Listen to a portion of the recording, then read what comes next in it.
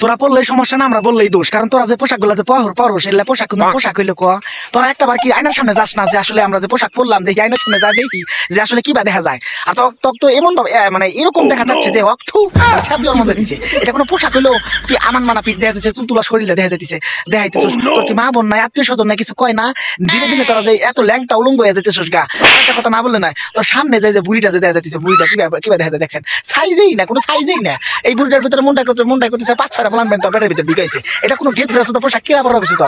হ্যাঁ, আর যাই ওকে তো পুকুর করে উর্মি যে টান মাইরা তুললি।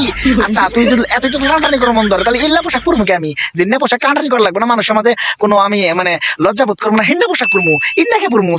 সেই মানে ও মন করছে মানে কি মানে সুন্দর দেওয়া যাচ্ছে, আসলে তোকে দেওয়া যাচ্ছে অক্থু মানে সাত দেওয়ার মধ্যে দিচ্ছে গেদরা। তোর কি মা বোন নাই, আত্মীয় স্বজন নাই, পাগলা করা তো হয় না কে?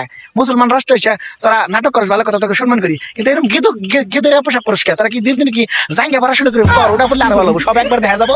আর বাথরুমে যাবো আর টাপার টাপ করে ভালামো।